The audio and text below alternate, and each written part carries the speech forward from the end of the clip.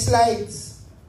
10 slides yung comprehensive overview, tapos meron siyang 87 slides na bahala na kayo.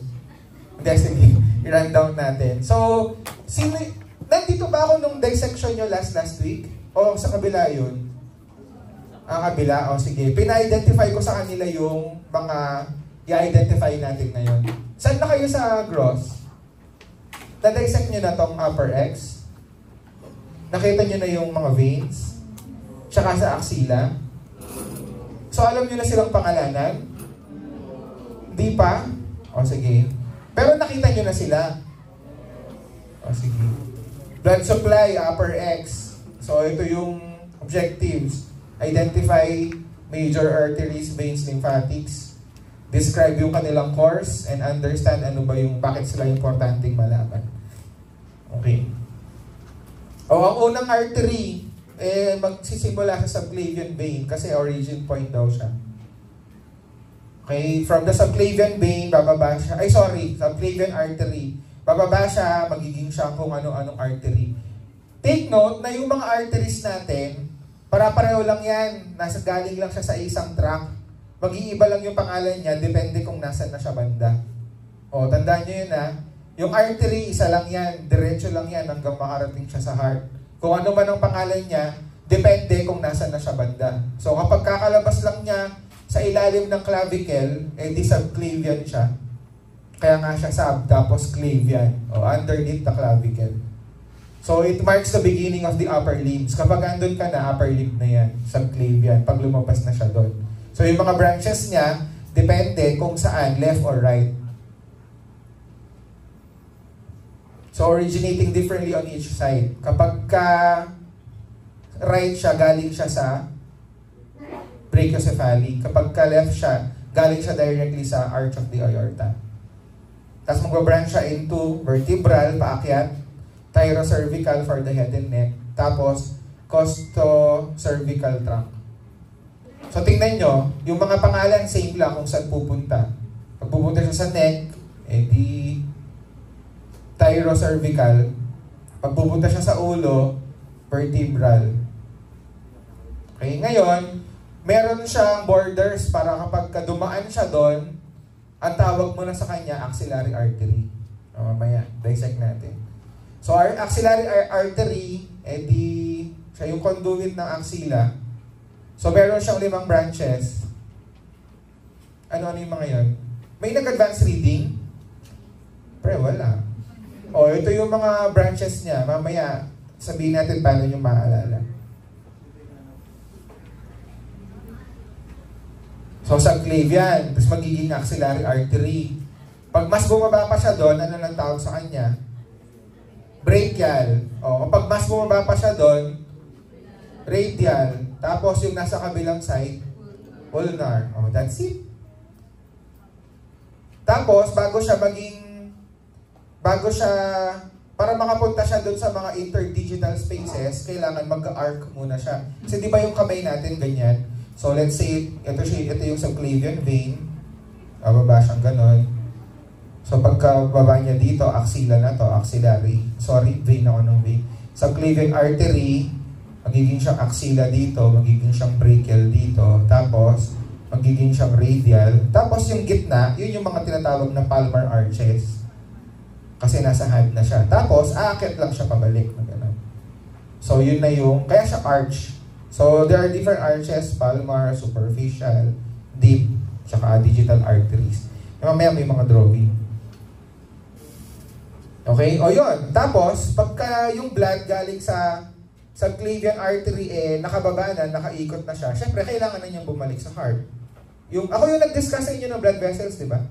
Okay. O, di babalik na siya sa heart. Para makabalik siya sa heart, kailangan niya ng mga veins, kasi veins would bring the blood back to the heart. O, di meron kang superficial, which includes your cephalic, basilic, tsaka median. Median cubital. Yung median cubital, dyan madalas tumutusok ang mga medtech. Tama ba, medtechs? Yes. So, dyan sila madalas tumutusok. Ang cephalic vein naman ang madalas tusukin ng mga nurses. Yung malaki dito, dito.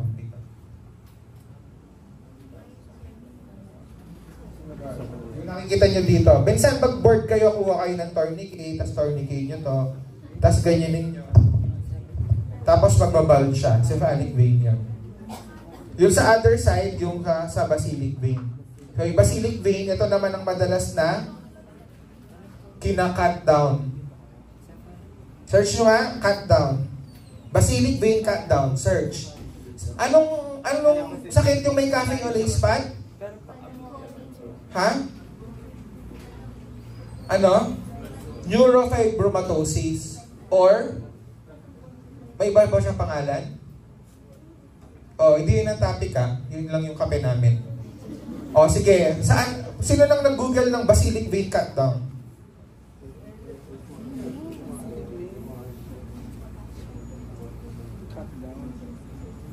Meron na? Gusto ko merong mag-identify paano natin makikita ang basilic vein pag magka-cut down. May landmark. Siyempre, alam ka naman lagay ko lahat para naman mag-search din kayo. Oh, basilic vein cut down, paano ginagawa? Saan ba kayo nakakonect? May data naman kayo? Oh, sinong nakahanap? Basilic vein cut down. So, median cubital, dyan ang venipuncture, cephalic vein, dyan usually nagsa-start ng peripheral IV line. Tapos, basilic vein, dyan madalas ang cut down. Ang tanong, paano natin ma-identify ang basilic vein sa anatomy? Pag kunyari, Doc, sabi nung nurse, wala na po kaming mapag-insertan. Lahat po ng veins niya pumutok na. Yun yung madalas, no? Kunyari, nagsero na kayo, pag hindi ka pa marunong, tapos di mo na shoot, sisisihin mo yung pasyente, syempre. Sabi mo, ay, yung mga ugat niyo po, ang daling pumutok. Di mo lang na shoot, pero syempre, kasalanan ng vein niya. O, paano maghanap ng basilic vein? The basilic vein is located. What's the landmark?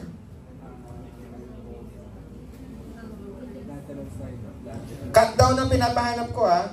O, sige. How are you gonna find it? The vein is located. Gusto ko yung measurements. O, sige. Sabihin mo. Apple? Jamila. 2 to 3 centimeters above the medial epicondyle. Yun na yun?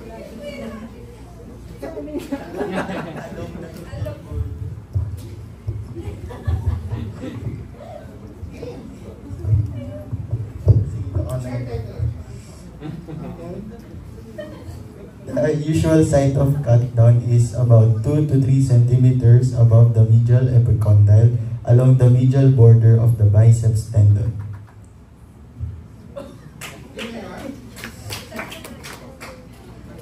May gusto ko mag-doc dito sa description niya. 2 to 3 cms.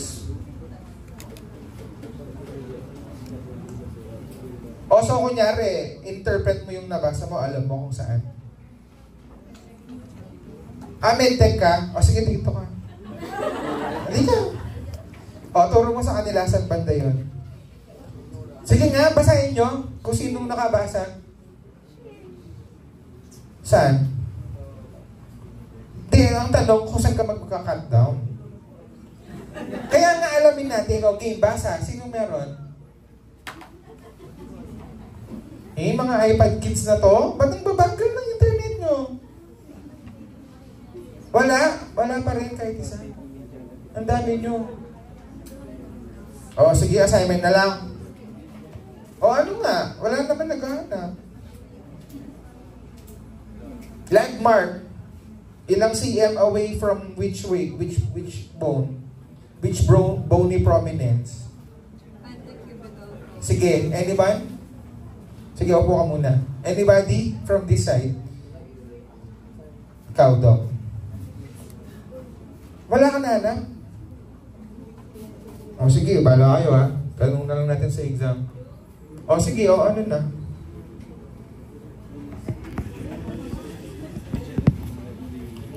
Wala? O sige, sino? Kasi po sa research ko, the basilic vein is consistently found sa antecubital Consistently found. at So, hindi ka maliligaw. the antecubital fossa 2 centimeters above and 2 to 3 centimeters lateral to the medial epicondyle Okay. on the anterior surface of the upper Sino part. maugat dito?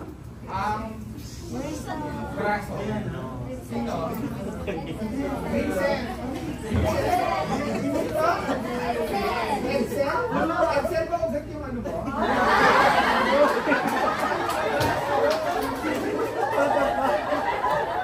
Katingin?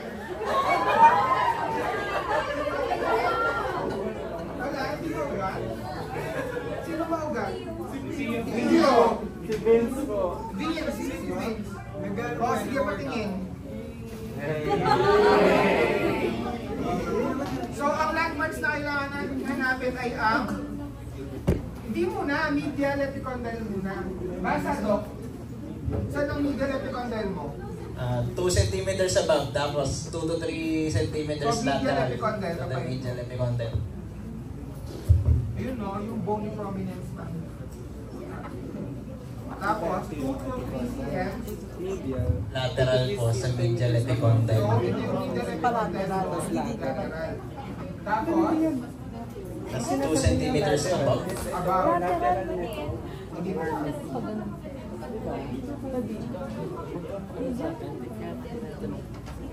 So, kung ito yung medial epicondyle niya, tapos, 2 to 3 cm above. 2 centimeters above, 2 to 3 centimeters lateral. So, ibig sabihin, hihiwa yung surgeon dito. Pag umiwa ka dyan, sure, makikita mo yung basilic vein. Kasi ito yung gagawin natin consistently for cut downs. So, kung gusto nyo makita kung saan, ano pangalan niya? Pio? Pio, wag mong buburahin ha. Hanggang mamaya. Para makita nila. Okay, o yun lang. Yun yung mahalaga. Tapos, deep veins.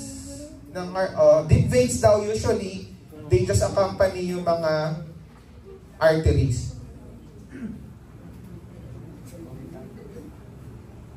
Okay, tapos lymphatics, mamaya discuss natin yung lymphatic lymph nodes. Tapos, every time na meron kang nagbabara, anong tawag kasi doon? Pagka-decrease blood flow? Ischemia. Okay. O, yun lang. Tapos na tayo. Kapag ka nagbara yung mga lymph, diniscuss ko na kasi ito eh, kaya nakakatabad na. Lymphedema. O, pag nagbara, ano yung usual cause ng lymphedema? Pagka nasira yung mga lymphatic vessels. So usually, kapag niremove mo yung mga lymph nodes for cancer, o kaya nag-radiation ka or infection. O kapag ka nagbara-bara yung mga ugat, wait lang, section A, ito ba yung section na pinakita ko yung ugat na tinanggalan namin ng plaque dati? Section B ba yun? Sige, tama yan. Pero diniscuss ko sa inyo yung mga atherosclerosis, ganyan, di ba? Sige, mamaya. Okay, yun lang, tapos na. Okay, so yun yung overview. Ito na, 87 slides na yan. Pero yung 87 slides, bilisan natin para makapagpakita na lang tayong actual pictures. Tsaka i-emphasize ko na lang yung kailangan. So, superficial veins, di alam nyo na, cephalic tsaka basilic. Ba't kaya sila tinawag na cephalic tsaka basilic? Pareho lang naman yung pupuntahan. Kasi pag sinabi mong cephalic, akala mo galing sa ulo, di ba? Or papunta sa ulo. Pareho lang yan pupunta sa ulo. So, depende yan dun sa position nila nung nasa embryology. Yung position nila nung embryo ka pa, yung isa towards the head, yung isa nasa baba. Kaya siya cephalic tsaka basilic. Okay. Yan. So, ito yung mga sinasabi kong importante. So, dito sa side na to, si cephalic. Yung nasa tabi nasa linyahan ng tab. Tapos, yung kabila, dito tayo nagka-cut down, no? So, kung ito yung medial epicondyle mo, ito, 2 2 to 3 centimeters lateral and above. Nandyan yung basilic vein. So it's consistently found there. Kaya lagi lang ganun ang procedure ng mga surgeons na magka-cut down. Basilic vein cut down.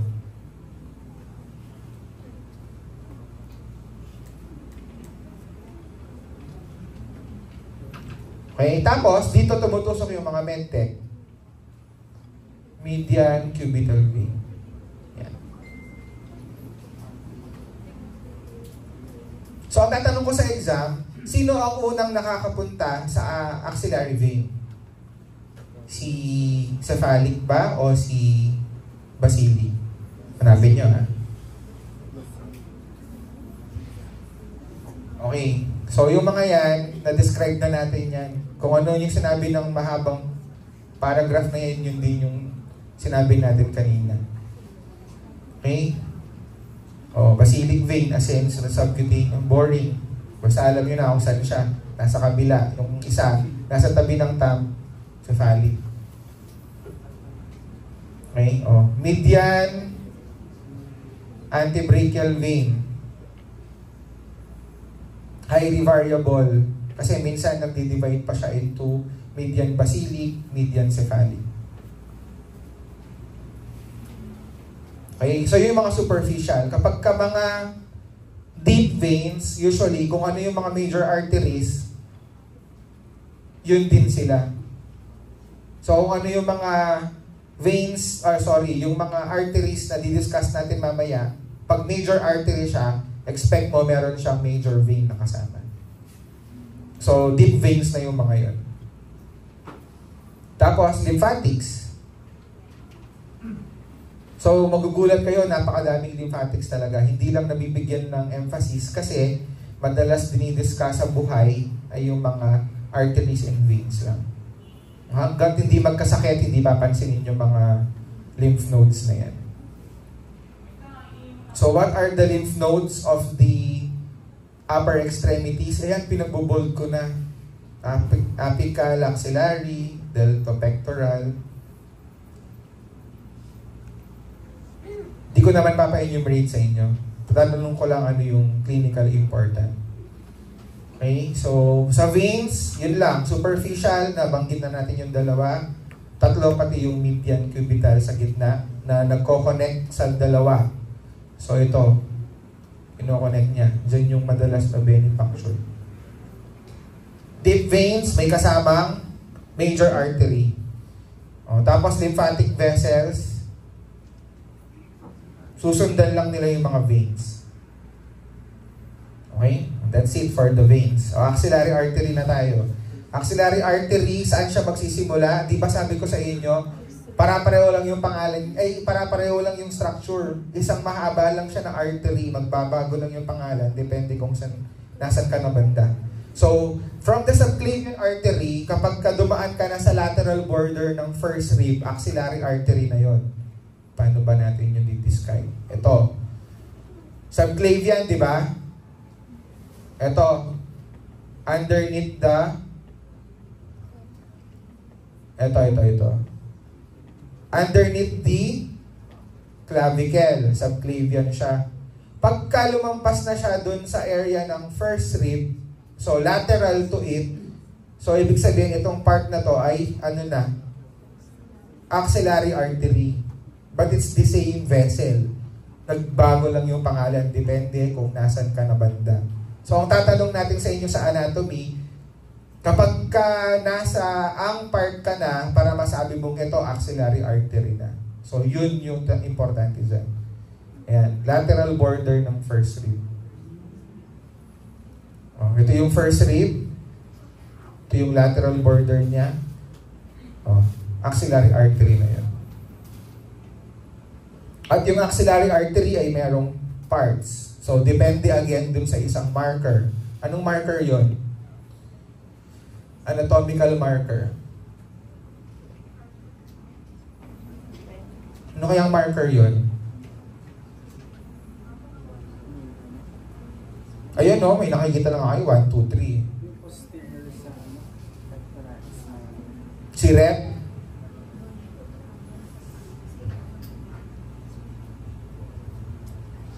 pectoralis minor. Axillary artery after ng subclavian. Tapos, magpapastro siya sa pectoralis minor. Pagka nasa likod siya ng pectoralis minor, yun yung second part niya. Paglampas niya doon, third na. Ulit. First part, after nung first rib. Tapos, sa likod ng pectoralis minor, second part. Tapos, after nun, third part. Gets nyo? Ito, 1, 2, 3. Okay? Passes posterior to the pectoralis minor into the arm and becomes brachial artery kapag ka na-reach na niya yung border ng teres major. So anatomically, ito yung border ng teres major. Ito. So paglampas niya dun sa teres major, nandito na siya banda, di ba? Yung vessel. Ano nang tawag sa kanya nun? Okay. Yun, dali lang. I-correlate natin sa angiogram. Ano to? Clavicle. Yung nasa ilalim niya dito, subclavian. Pag nakita mo yung first rib, dun sa lateral part niya, axillary artery na yun. Second part of the axillary artery, tapos third part. Okay? Ayun. So the first part of the axillary artery, meron siyang isang branch. STA. Yung second part niya may dalawang branch. Thoracoacromial tsaka LTA. Tapos yung third part niya, merong 3 branches. Subscapular, anterior circumflex, tsaka posterior circumflex. Hindi na kayo nag-notes ng notebook. Kung ako, ganun ko yung susulat para mabilis. Axillary artery, part 1, tas 1 branch. Part 2, tatanggalin ko na yung mga word din na description. Basta 2 branch. Kung ayaw nyo magsulat, mayroon tayong table. Ayan. Nasa libro yan, huwag nyo copyhin, huwag nyo picturean. Okay, so ang point, meron ka subclavian artery, ito yung branches niya. Axillary artery, ito yung branches niya. Tapos, brachial artery, ito yung branches niya. Okay? Yun lang yun. So, these are branches of the axillary artery. STA, thoracoacromial. Paano ba madaling tandaan yan? Basta depende kung nasan na siya. Kasi, kung ano yung sinusupply niya, yun din yung pangalan niya eh. Pag nasa bandang first part ng thoracic area, superior thoracic siya. Bandang acromion, thoracoacromial. Lateral thoracic. Okay, madali. Napakadali. Okay, so pag susundan nyo, so na-identify nyo na yung brachial plexus sa cadavers nyo? Yes or no? Yes. Sige. So, kung na-expose nyo na yung brachial plexus, I'm pretty sure nakita nyo na rin yung mga major vessels dyan. Mamaya, bigyan ko kayong actual. Okay, so still we are at the branches, subscapular artery, circumflex. Ayoko na basahin yan kasi di nyo rin maalala. Importante dito, alam nyo yung mga branches. Hindi ko kayo tatanungin ng mga variations dyan. Papa-identify ko lang kung saang branch si thoracodorsal artery. Ganun. Okay? That's it for axillary artery. Sa vein, superficial, ulit-ulit, basilic, tsaka cephalic. So, ako ang style ko, dahil paikot yung mga vessels, one continuous lang siya.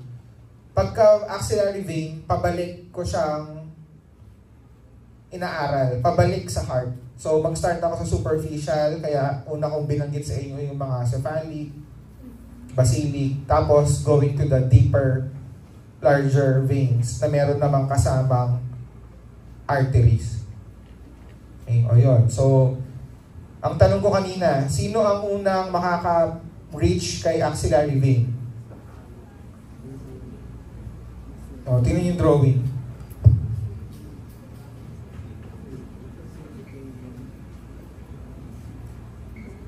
Sino?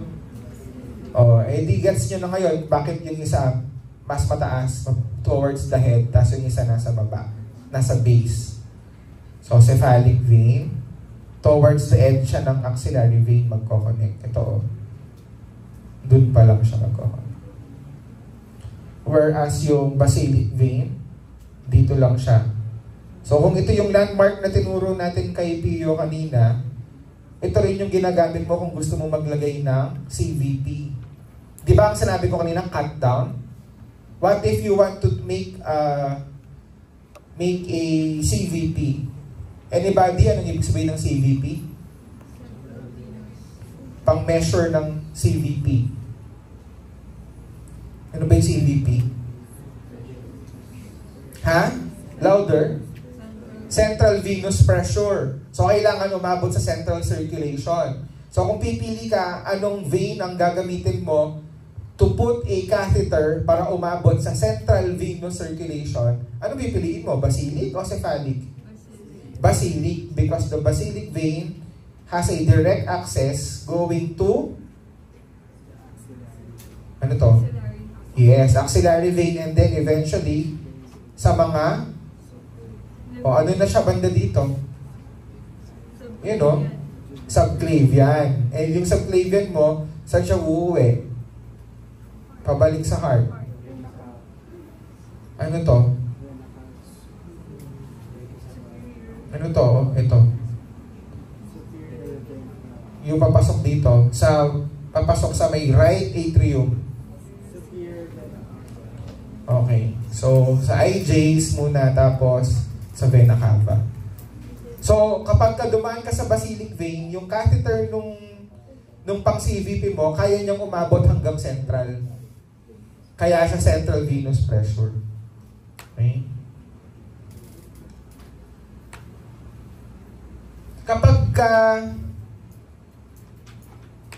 Kapag ka artery, tapos meron siyang sanga, anong tawag doon? Branches. Kapag ka vein siya at pabalik na sa heart, anong tawag doon?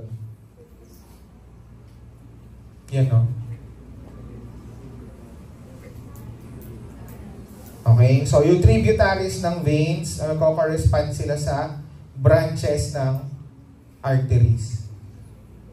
Okay? O, tandaan niyo yung ano na yan, mas magaling kayo pakinggan kapag yun yung term na ginamit nyo. So, ito, actual patient of mine. We did an MRM. Ano to? Muscle. Sa chest, tinanggal nyo nga eh. Pectoralis. Tapos, this is the axilla na to, itong area na to. And the borders of dissection, when you do mastectomy with axillary lymph node dissection, hanggang saan ka dapat umabot? Abot ka dapat hanggang sa inferior border of the, ano to? You know? Ito. Yan. Yun. Anong vein? O sige sampulan ko kayo. I-search ninyo. What is the superior border of dissection when doing axillary lymph node dissection?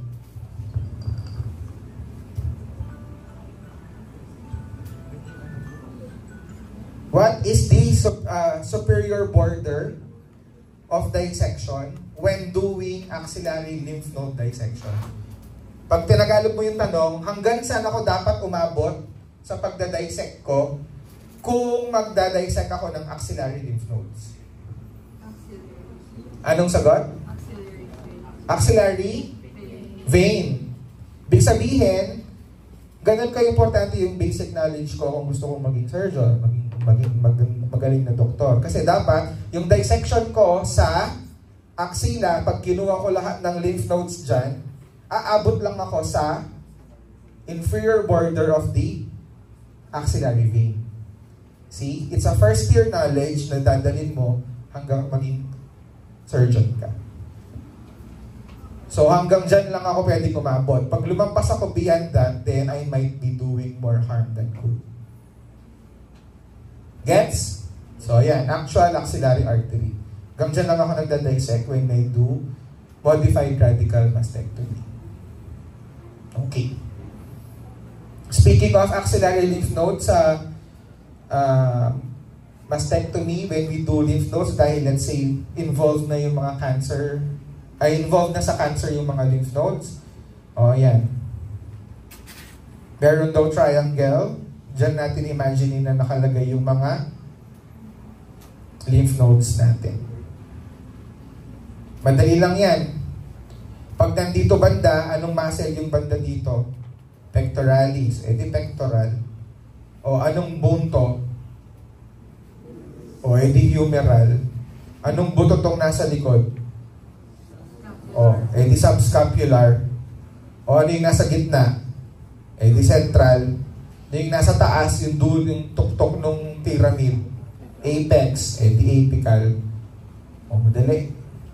Madali anatomy, promise. Kasi nakapangalan na eh.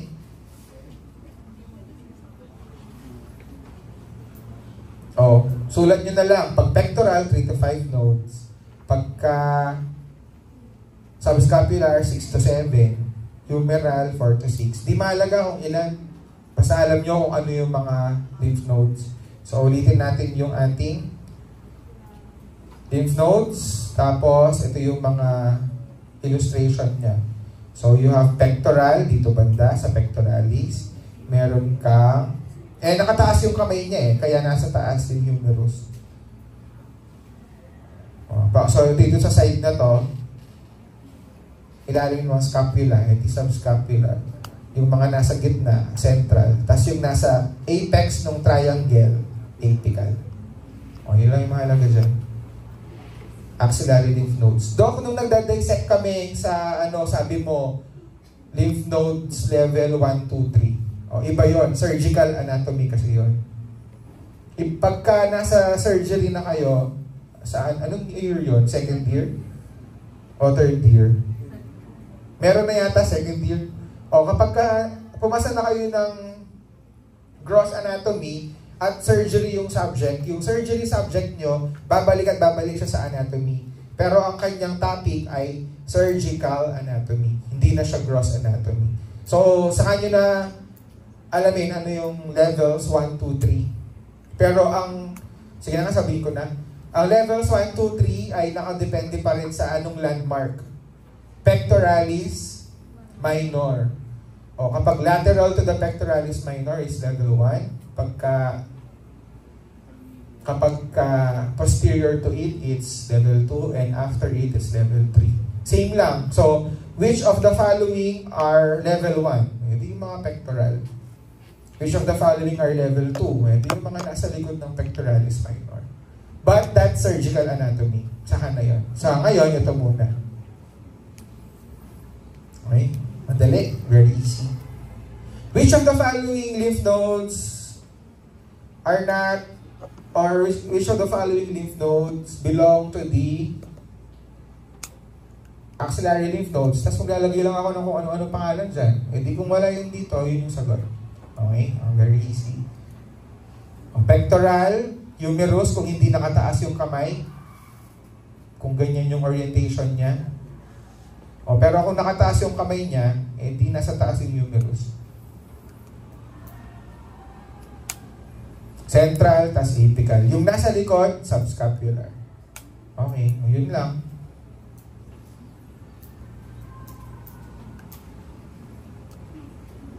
Ito, tinuro ko to nung unang lecture natin. On the left side, it's the...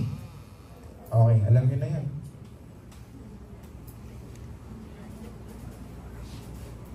Right lymphatic duct at saka thoracic duct sa left. Okay?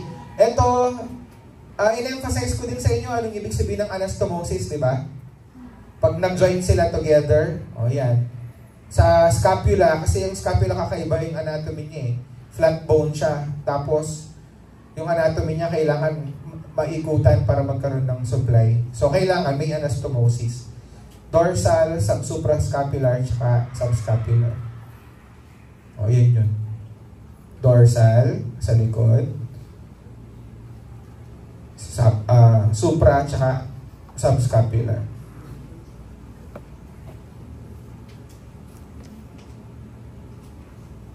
Ano kaya magandang question dito? Kunyari,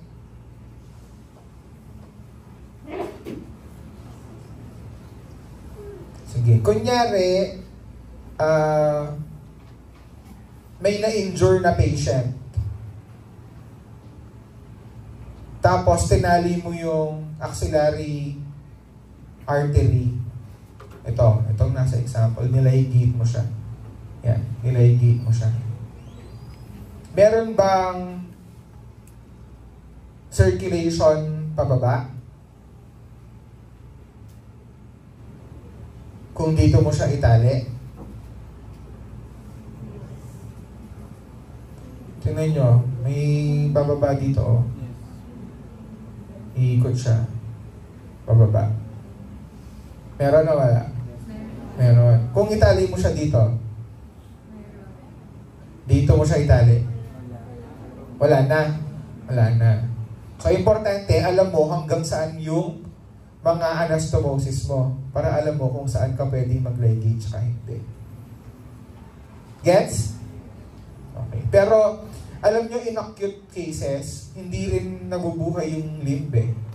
Kapag ka kunyari, mataas yung injury, tapos, abruptly nawalan ng blood flow from the axillary artery, mamamatay yung upper extremity. Kasi nga yung main vessel mo is the axillary artery. So kung dito ka mag-start at dito mo siya pinutulan ng supply, baka may chance kasi aandar tong mga scapular anastomosis mo pababa. Pero kung dito yan, wala, mamamatay siya kasi wala nang supply pababa. Gets nyo? Okay. O, yun lang. Compression of the axillary artery. Yan kapag ka merong mga nangyayaring mga thoracic outlet syndromes. So, kunyari, yan, mga nasaksak. Madami kaming ganyan. Nasaksak, nabaril. So, wala. Mamamatay yung kamay niya. Okay. O, axillary vein. Bakit daw siya dapat iwasan? Kasi kapag yan, na-injure mo, pero sa madugo, baka magkaroon ng air emboli.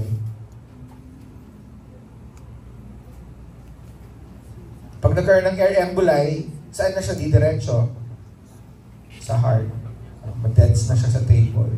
Kaya hanggat maaari, hindi ka na aabot doon pag nagda-dissect ka ng MRM. Okay? Sige. Hindi na importante yan. So, lymph nodes, pag nag-enlarge, may problema. Either infection or usually kapag in the background of cancer, lymph node metastasis. Okay. Ito yung most common sa atin. Sa inyo ba, may nakakapa ng lymph nodes? I think meron. May group, tapos pinapakapa ko, ito lymph node to. Wala? Meron, di ba? Okay.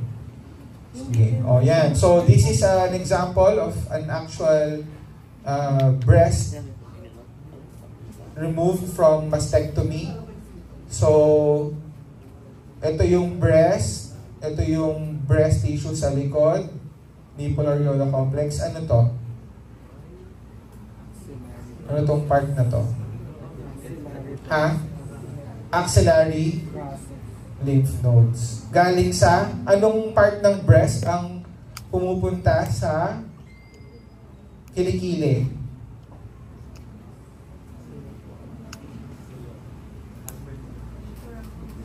Wala may alam?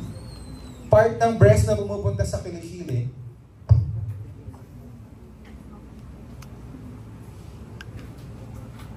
Okay, alam nyo naman, no?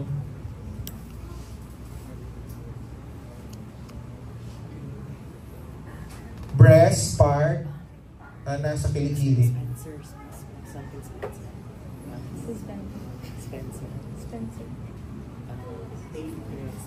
Yes, axillary, tail of Spence. Okay, so yung joke namin nung med school ganito, kunyari, meron kaming kaklase noon, mahilig siyang mangganyan.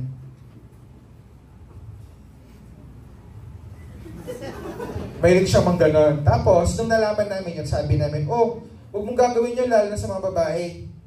Kasi pag ginawa mo yung kilikili ng babae, pwede ka na niyang demanda. Sabi niyo, you touched my breast. Sabi niyo, hindi ko naman, kilikili mo yung ginawakan ko. Pero ang sagot doon, yes, it's the kilikili, but my breast has the axillary tail of Spence. So technically, nawakan mo pa rin yung breast niya. So huwag kayong basta-basta maghawa ka ng kilikili. Kasi baka sabihin niya, ang nahawakan nyo ay ang axillary tail of Spence, which is part ng breast. Okay? Yun ang more of the story doon. So, paano ko pa kayo bibigyan ng clinical correlates? Part? Pectoralis, so natanggal na yung breast. Ano kaya itong tinuturo ko? Yung white. Anybody? Yun o, yung puti. Ito yung mahaba. Pag ganun. So when you do axillary dissection, kailangan maingat ka, baka matamaan mo yung dalawang important na nerves, which are the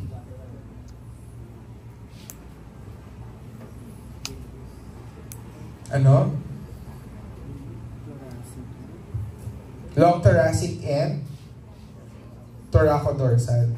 So, tatanong ko sa exam, kapag na-injure mo ang thoracic nerve, thoracodorsal nerve, ano ang mangyayari? Yun yung sagot. Pag ang na-injure mo ay ang long thoracic nerve, anong mangyayari? Ito yung sagot.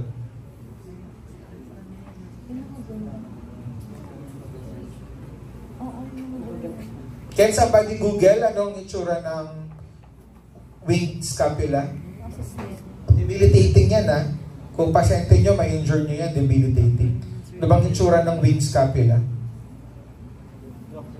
Yes? Anybody? Ayun, pakita mo nga. So, magiging na siyang mulawin. Pero hindi lumabas yung pakpak niya. Di ba? Mulawin, ganun yun, di ba? Corny. Sasaksak nila dito yung feather. Tapos lalabas yung pakpak. Okay. O, sige. Winged scapula kapag long thoracic nerve injury. Kailangan nating daanan yan kasi kahit ang topic natin blood supply, super magkakalapit sila. Kung ito yung axillary vein mo, dito, lalabas na yung long thoracic nerve. So ito, thoracodorsal yan.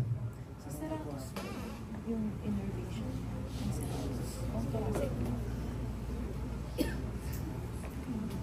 Okay, bottom line.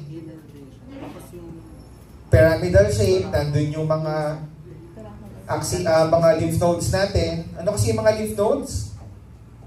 Pag banda dito, banda sa breast, pectoral. Banda sa bone, humeral. Sa baba ng scapula, subscapular. Nasa gitna ng lahat ng yon, central. Nasa tuktok ng pyramid, apical. Napakadali. Okay? Sige. Wala, ano na lang yan, summary na lang for your reading pleasure. Okay, arm. Kapag nasa arm na tayo, wala na tayo sa axillary, brachial na siya. But again, the brachial artery is just a continuation of your axillary artery. Saan mo daw mapapalpate yung pulsations? Ayan, sa medial bicipital groove. Saan siya dyan?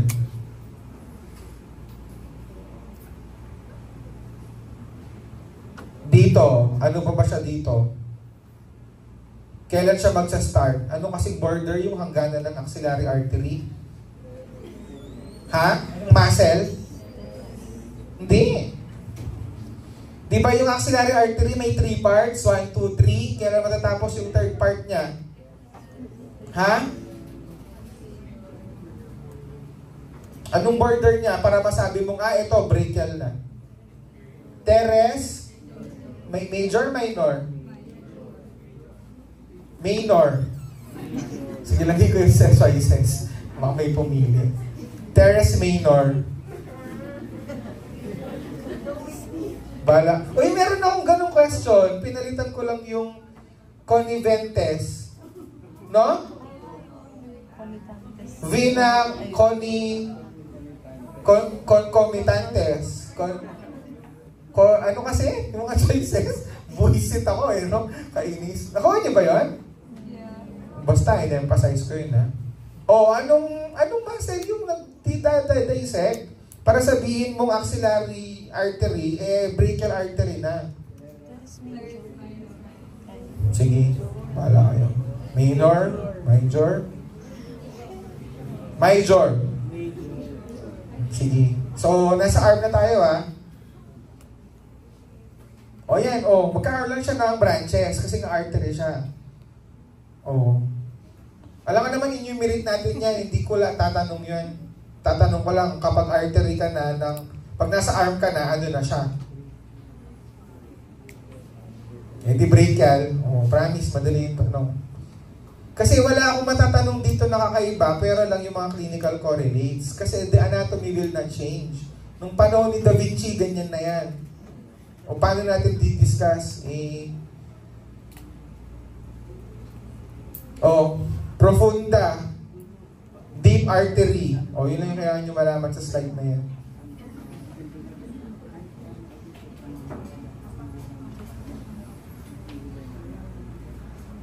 Okay? Nutrient canal. Hindi pag dumaan siya sa nutrient canal, hindi nutrient artery siya. Ganyan lang yun. Okay? Promise, madali akong magpa-exam dito.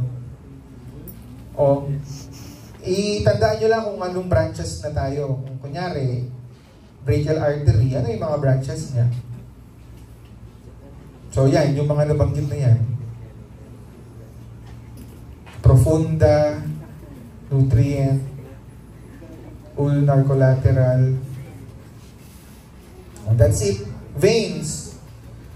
Ulit-ulit, superficial at saka deep. Superficial, yung dalawang sikat. Yung deep, basta may major artery, may kasama siyang vein.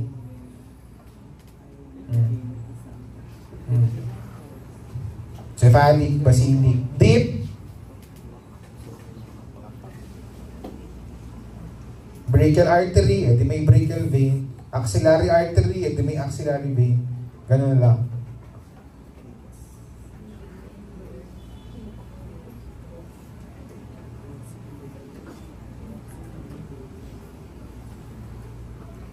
Okay.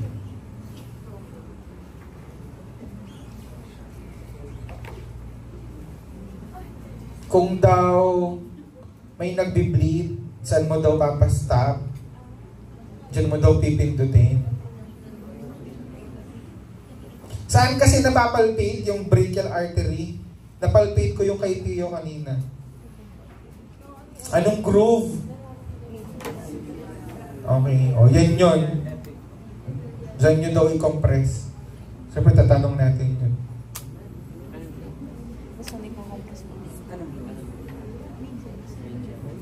Ang question sa slide nito is, ilan ang golden hours for ischemic injury? 6. Yung choices ay 4, 5, 6, 7. Siyempre, malilito kayo. Pero 6 lang yung sagot. Okay. Arm for arm. Pag nasa baba na sila, kung ano nga yung sinusuplayan. Ulnar, tsaka radial arteries. That's it. Yan nga ba pa? 3 o'clock na. Anong FCU?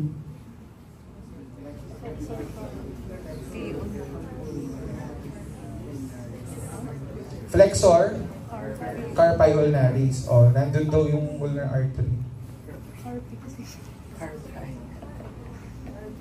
Okay. O, wag nyo na yan. Wag na yan. Yung sa radial artery. Radial artery, saan banda? Banda ba ng thumb or banda ng pinky? Sige. O, yun yung summary. Kung ako, ang estudyante, ito lang ang aaralin ko.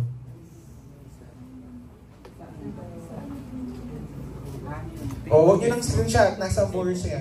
More.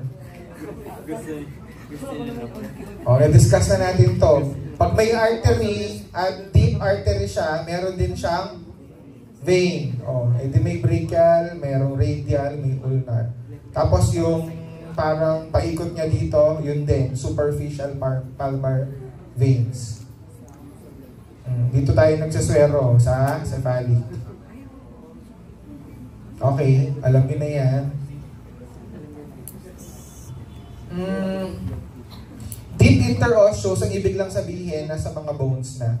So, meron ba sa inyo hanggang ngayon memorize yung bones ng hands? Memorize nyo pa?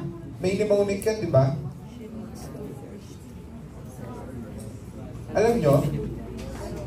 Oh, yung mga veins na nakapaligid doon, mga interosseous.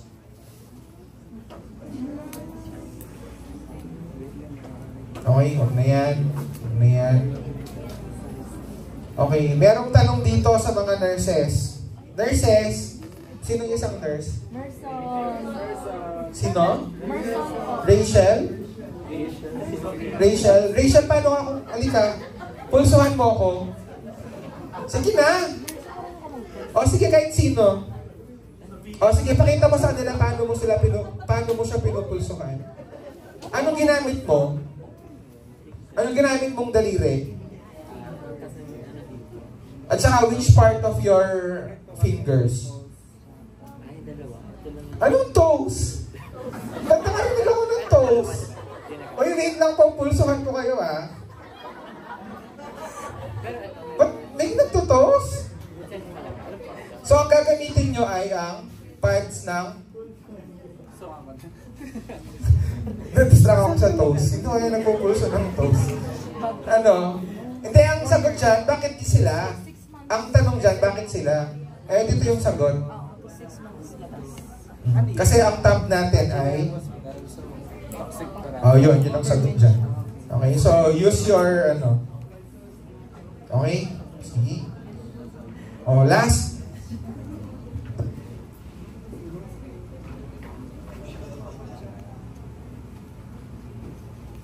O basta pag umabot na sa dulo, arteries of the hand na siya.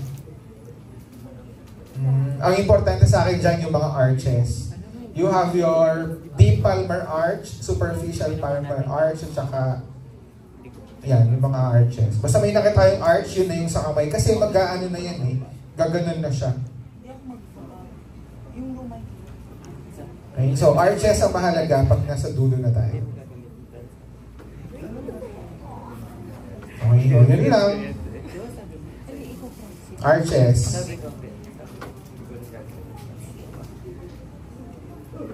Okay. Any questions? Wala na? Okay, if there are no questions, dahil may utang akong video sa inyo, papakita ko lang.